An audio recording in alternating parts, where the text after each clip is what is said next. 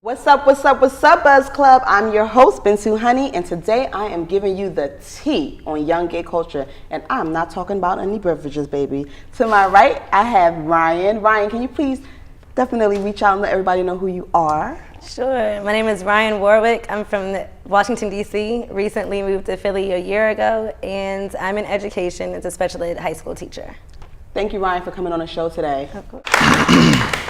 To my left, I have James. James, where are you coming from? I'm originally from Northeast Pennsylvania, but I'm here in Philly now, and I go to Temple University. I'm a media studies and productions major. Holla, shout out to Temple. And we also have, last but not least, Leroy. Leroy, let him know where you're from. My name is Leroy. I'm from Washington, D.C., born and raised. Thank you, Leroy, for coming on the show today. Thank you for having me. As you can see, we have a few young people on the panel today. Of course, they don't represent everybody in the gay culture, but they represent some point of view. So we asked them to come down today and talk to us. Yes. Ryan, Leroy, James, my first question to you all is, would you consider yourself a part of a major gay community from where you're from? I guess so, yeah. Yeah. I mean, on the scene. Mm-hmm. On the scene, like, do you hang out? Do you go to certain places that frequent, like gay people frequent? Yeah. Or do you kind of do your own thing? Now that I've gotten a little bit older, I kind of gravitated towards doing my own thing, especially since the gay community is so small in DC. So, yeah. And then just maturing. Like, I don't always prefer to go out just to have fun nowadays. But I would say that, yeah, I have been on the scene. I know a lot of people that are on the gay scene. Well, James, I know that a lot of people say the same for Philly. They feel like the gay community is so small and the scene is so small in Philly. Do you hang out a lot? You go to Woody's? I do, but I'm like the type of person I don't go out much. Okay. For me, if I go out, it's gonna be to see a drag show or something. I go to a weekly drag show at Boyer. Yeah, okay. Drag Wars. I love that, but I don't really get out much. So I'm not. I wouldn't say I'm really a part of the community. Okay. How about you, Leroy? Similar to Ryan, and I see myself as the older I get going. I go out when I was younger. When I was younger, now as I get older, the scene is getting kind of dry. It's kind of boring. Okay. Well, I know another thing that people sometimes say about the gay community, especially with you guys when you were younger, you especially, is that sometimes the gay community can be a little shallow or shady. Do you find that any of those comments are applicable? Yes. Are true? I think I'll answer. Yeah, I found myself going out at a young age, and it wasn't very, people weren't very nice, I would say. So it was that whole thing where, well, I'm really going out, what am I doing? And then you went to gay clubs, and it was who is this new kid on the block? Yeah. So I had to kind of feel my way and get to know people and see where I fit in, and if this is something that I want to continue. Right. So it's not like, okay, oh, you're gay, we love you, come on down, and we're all going to hang together. It's not like that. No, it's more so cliquish. It's cliquish. It is very. Okay, that's interesting to find out. Which is why I definitely wouldn't use the word shallow. Yeah. Because I think it definitely has a whole lot of depth. It's definitely multifaceted. Well, you know what? I think people refer to shallow because sometimes we hear that, in the gay community, people feel like they have to be thin or super attractive or into designer wear to be fly and to be considered, the most hottest in the gay community. Do you feel like that's true at any given time? Maybe in the mainstream gay community, that's what they think. But I feel like what is praised, especially in the gays as far as men is concerned, is the jock type or the masculine, because that's mostly what most guys go for. Is that's the ideal. So kind of the guy that doesn't really seem like he would be gay. Exactly. But the straight acting male is usually it's usually what we fantasize about. So kind of what they might call a trade. Yes. Okay. Okay, so we're gonna get into labels next. Okay. We're gonna get into trade. We're gonna educate the people. Like tea. When I said earlier, we're gonna give them the tea. What does tea mean? It's like information, right? The news, information, right? Gossip. The 411. The 411. So if you don't know what exactly the T is, then you don't know what the 411 is. Right. Right. Okay. So all right. When we talk to labels, all right. What are some different types of gays labels besides, trade? Like we know trade is someone who may seem to be heterosexual, may seem to be straight, but they really are gay. Just on an outer appearance. So what other labels do you find that we hear about in the gay community? Well, one of the ones I have a problem with is the word faggot. Okay. It's almost like calling a female a bitch. Okay. So it has a negative connotation. It's like the worst of the worst if you're gay. It's like you're the worst of the worst. So a gay person can call another gay person a faggot. That's used in gay culture? It depends. It depends on... As an insult though, right? As an insult or sometimes to play around, but coming from a maybe heterosexual male or someone, it depends on how you say it. Sometimes it come across as hateful. Sometimes it come across as, oh, we're just cool. We're just playing. You're my friend. Yeah. But it depends on how it's used. So a faggot would be considered, like what type of person would be considered a faggot? I would consider a faggot the worst of the worst. The gay guy who's not doing anything. He's promiscuous. Okay. He doesn't care about himself. He's just, anything. Okay. All right. I know for me, something that was definitely eye-opening was the fact that automatically when you think someone's gay, especially a male, you think, oh, they just do each other. But there are distinctions, right? There are tops and there are bottoms, right? In the gay culture. Can you explain to everyone out there watching what could be a top and what's a bottom? Okay, well, all right. Let's get into this because I feel like these are... it's something that it's a social construction. Yes, there, in a sexual sense, there is somebody who is in the top position and somebody that's in the bottom position. So that's where that comes from? Yes, but where it comes from is what you prefer. It's all about preference. If you prefer to be on the bottom, then you call yourself a bottom. Like if you want to be on the bottom the whole time, okay, I'm a bottom. Or if you want to be the one, penetrating, then you are the top. But then there's also a thing called versatile. So they're versatile. Right. So those are the people that they like both. They prefer to be on each end, receiving and giving. Wow. So that's what that's about. But a lot of times it will get like top and bottom are also they correlate with the gender roles. Okay. They'd be like, oh, the top in the relationship. That's the more masculine aggressive. That's the man in the relationship. While the bottom is like, oh, he's the more female or the girl in the relationship. But that's not. I mean, that's how it's used. But we really need to, stray away from that because it's just all these labels. So just so many, Right, there's so many. Okay, in terms of like the lesbian world, I know that I hear so much. I hear like lipstick lesbian, I hear dyke, I see bull dyke. I'm like, dang, like it's so many different types. Do you hear that a lot? Yeah, of course. I mean, like you're fully immersed in labels, and especially like in the gay community. But I mean, again, where you're situated, there's different terminologies. I agree with Leroy. Like, to me, dyke is like an extra derogatory term all across the board. Okay. But it's crazy because it's becoming kind of like used a little bit more trendy, especially up here. So up especially here in Philadelphia. Yeah, in Philadelphia, the bull dyke thing is not really what I'm accustomed to at all in DC. What is a bull dyke? To me, I don't know. So in DC, we called, I guess, more masculine identifying women as maybe like dom because they're more dominant. Okay. But so this they're interchangeable. They're kind of like the same thing. Almost. Yeah, but again, I'm also siding with James. Labels. I mean, for all intents and purposes. So you guys aren't giving yourselves the labels. This is what society. Yeah. Because I don't know. I'm trying to sometimes I do. I mean, I feel like sometimes labels are there. I mean, you have to use them in the correct term. Like, if you're going to name yourself a top or a bottom, for instance, use that because of what your sexual preference is. Right. Don't add all the connotations to, just because I like to bottom means that, I'm feminine. Yeah. I'm submissive.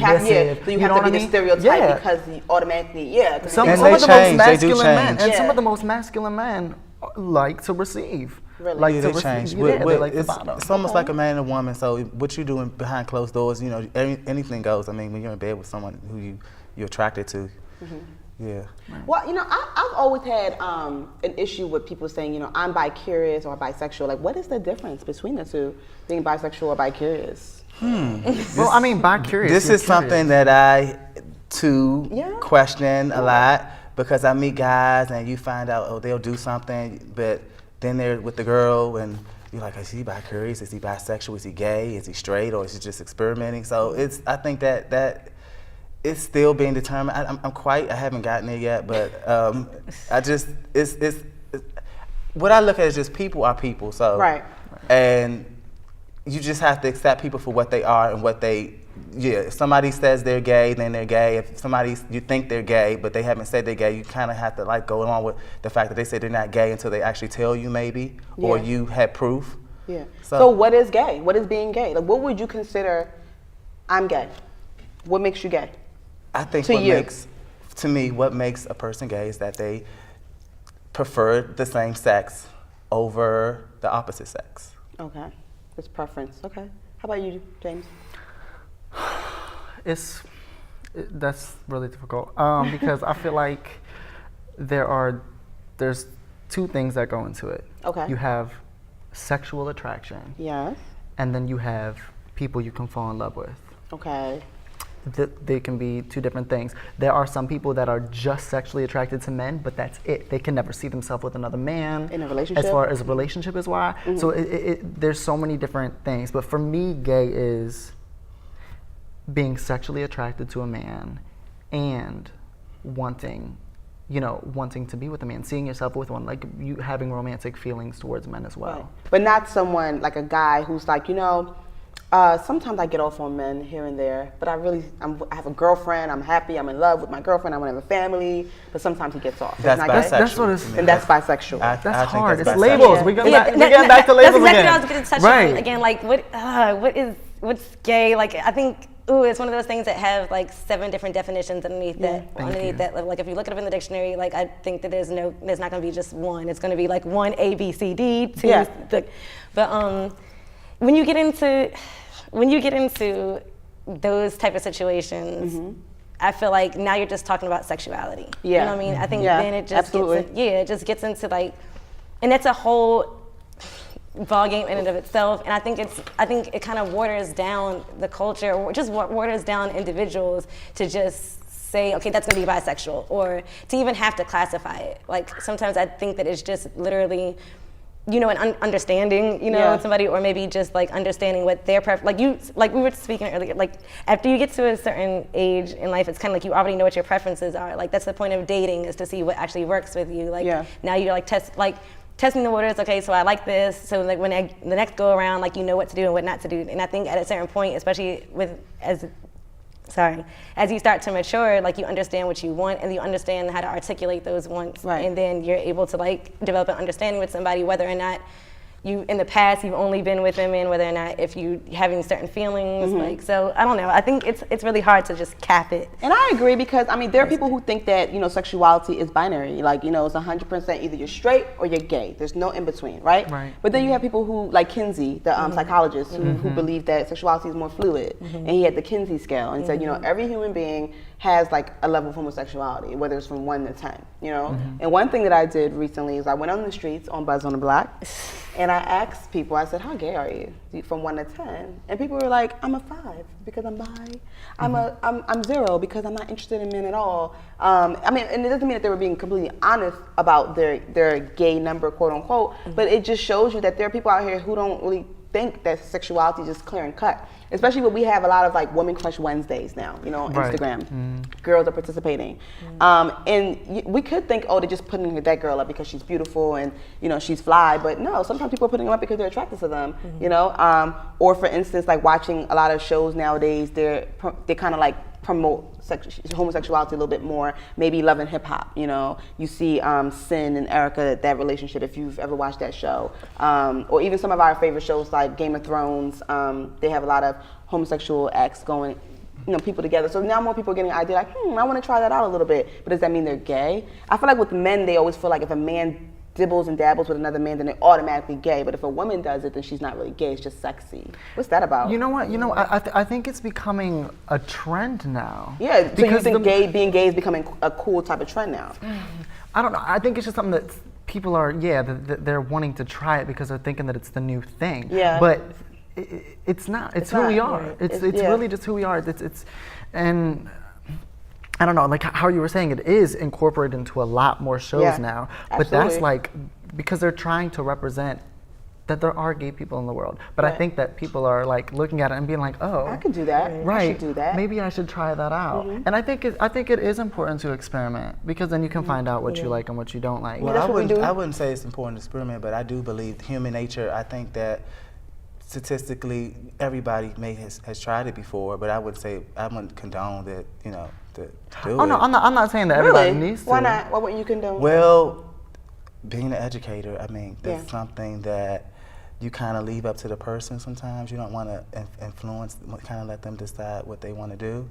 So I do agree with what you're saying, but I kind of disagree with the experience. Yeah, kind of like maybe that's something that's just untalked about. Right. But if people want to experiment, that's totally cool. I'm not saying like you need to, but I know another question that I also have in mind, playing off of this, is do you feel like being gay is genetic or a choice? And you're saying that some people are just choosing to be trendy, to just try to do whatever. But do you feel like some of it is genetic? How do you feel about being gay? Do you feel like it just happens? We were talking about this. I think I'll answer this first. I am a believer in metaphysics and spiritual, and of course I study psychology in college. I believe that people are born gay, but at the same time people have a choice to choose whether or not they want to do that. We all have free will. So I believe that they are born gay, but it's the choice. You can either be with the woman or be with the man. Or both. Like lately I've been like speaking on this whole like analogy that I developed with sexuality. Especially now. So I kind of liken sexuality to something as simple, not to water it down or make it any time polluted, but I think that it could be as simple as like taste buds. Like just as simple, just like there's people. Okay, so I use the analogy of beer really quickly because I didn't always like it. I didn't always like the taste. But I kept trying it, and I know that there's a whole array of beer out there, and I love craft beer. There's a certain kind of beer that I like, and then I know my preference now, But there's other friends who just have tried all the beers that I've tried and just can't stand it. Like no matter how many times they have it, like it's not an acquired taste for them. They don't like it. Like myself. Right, and so you were born with that preference, you know what I mean? But then again, like there's some people that are adventurous enough to keep trying, and there's other people that are just like, no, like I already know my palate. I'm not even gonna try it at all. So I mean, I think the same thing could be said with sexuality. Like, I mean, there's some people. I kind of try to stray away from the experiment thing too, because it's not like a lab project. Like again, it's like if you just need to know that part is if you're curious and you're like free enough to try it, as long as you handle it like with tact and respect, like don't use the other person just like to get your thrills, like I think those because they could be really attached emotionally and really want to have a relationship. And it does want to have a good time. It opens up the whole door both ways. And I see myself too. I'm a very emotional person. I'm not the typical guy where it's like, oh, I meet somebody and it's just the one night. It's like I get my feelings involved. I'm emotional. I want to be with the person. So, that's another stereotype that, gay men are just promiscuous and they're sluts and they just want to, they're just out there. Right. And there are people out here that really want to have to make other people gay. Just out here to corrupt the world, huh? That's the gay myth, huh? Woo, child, let me tell you. So next question. Being gay, how good is your gaydar? Can you easily identify if someone's gay and how? Not in today's day and age.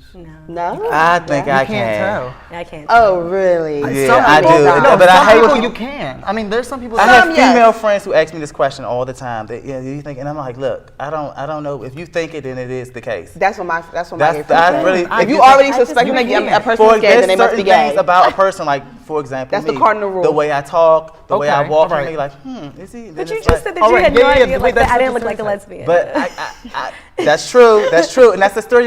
That is a big stereotype that we discussed. The flamboyancy, because every gay guy is not flamboyant. Right, every gay guy is not flamboyant, and there are men, flamboyant men, and there are women, and all flamboyant men are not gay. Exactly. I'm telling y'all, because somebody's flamboyant, or that's true, or they talk like we talk, it doesn't make them gay. They might have been raised by single mothers. You know what I mean? And or been around a lot of aunts and stuff. Exactly. Yeah. Exactly. That's true. Metrosexual men, it's hard to tell. Automatically they'd be so labeled you're as saying gay. if it's blue, then call it red. No, but which shade of blue is it? Like, there's no blue.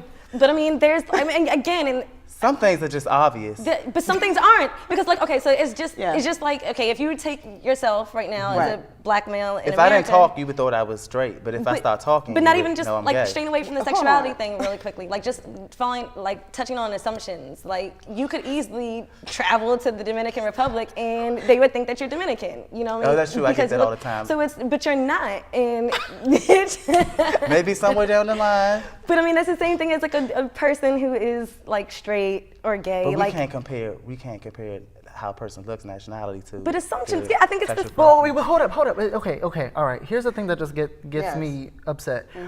Being gay is about who you're sexually attracted to. Right. Why do we have to be defined by how we talk? True. Or how that's true. Okay, I agree with that. I agree with it.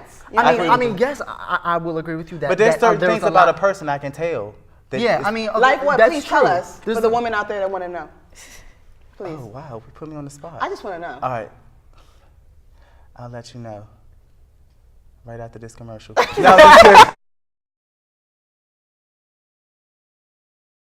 Welcome back to the Buzz Club, and I'm your host, Bintu Honey, and today we are still dishing the tea. Today we have some audience members asking some questions. What's your name?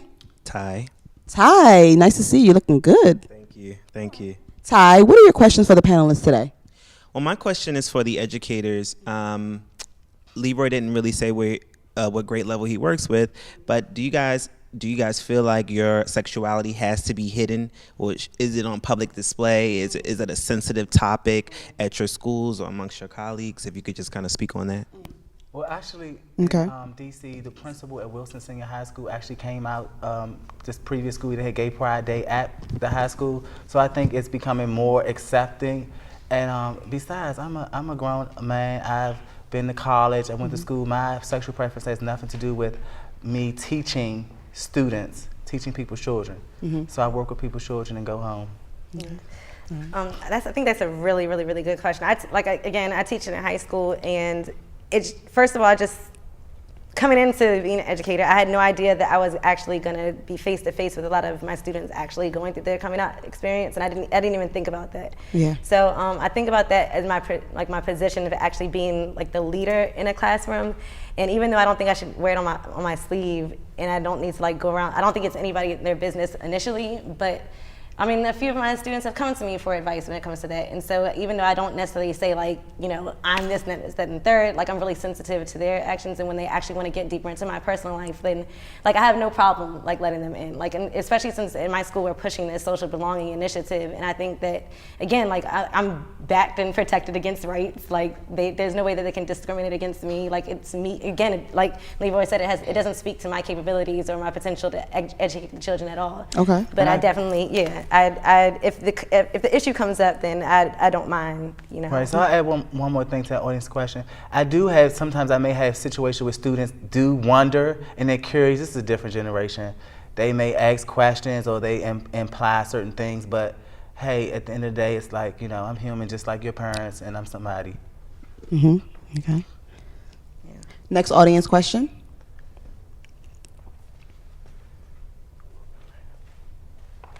In the front.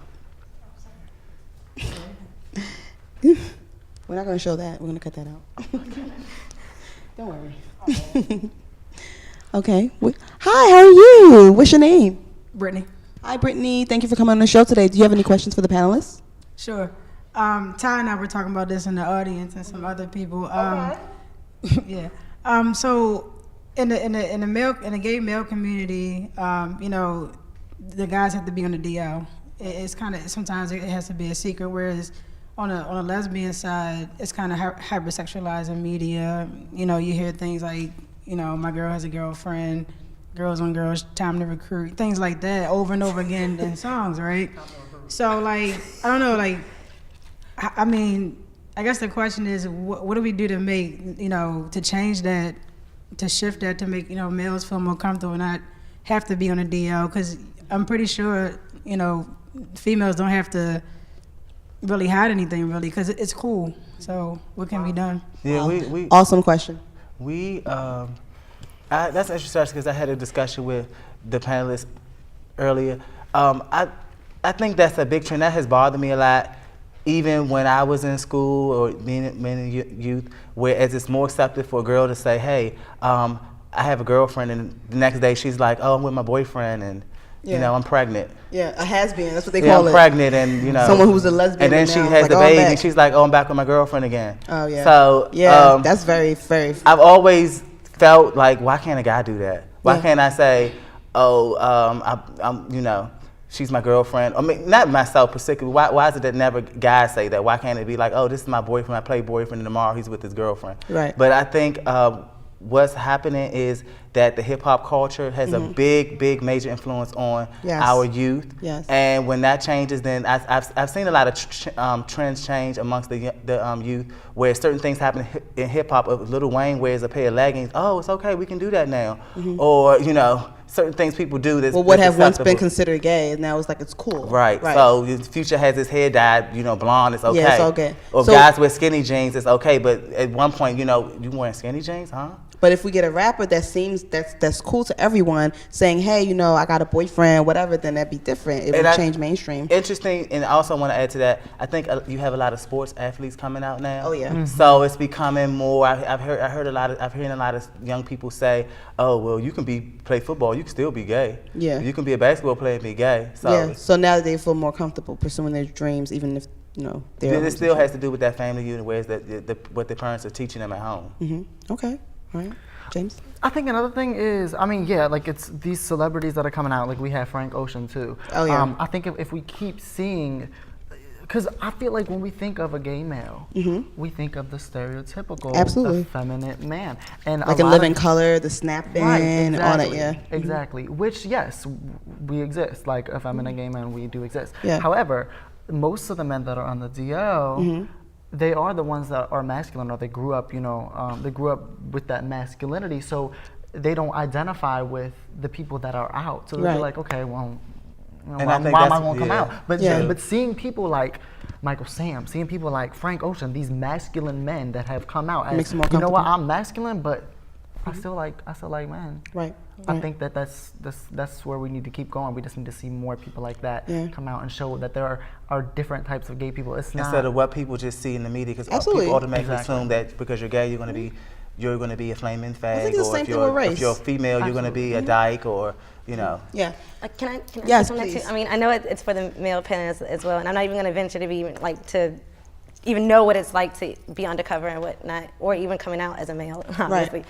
But I think one thing that these figures have in common, that we're talking about celebrities coming out, is that they faced the ridicule and still unapologetically kept doing whatever they were doing. You know what I mean? And I think even they use their platform, they use their voice to actually come out as well. But I think like the everyday male, I would just like to encourage them into like, just be unapologetically them, and then force people to have to deal with it. You know what I mean? Like, and it's easier said than done. I'm not taking away from the experience, but I think like, yeah, definitely. Just to a certain extent, I do believe that some people, sometimes I think guys are like raised to be a certain way, like I mentioned before. So it's kind of hard to try to change yourself based on how your parents raised you and your morals and values, if you had any morals or values, or any guidance or structure, to kind of change that and be, you know, who you really want to be. You just have to get away and kind of be yourself. Right. And I think that's a process. Thank you.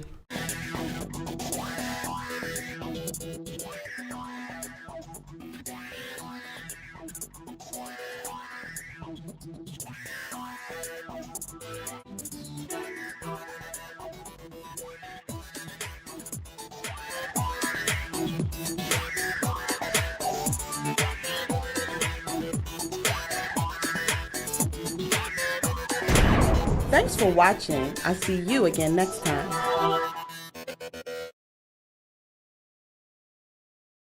Be sure to watch more of the Buzz Club every Tuesday night at 9:30 p.m. on Philadelphia's Comcast, Channel 66, and Verizon, Channel 29.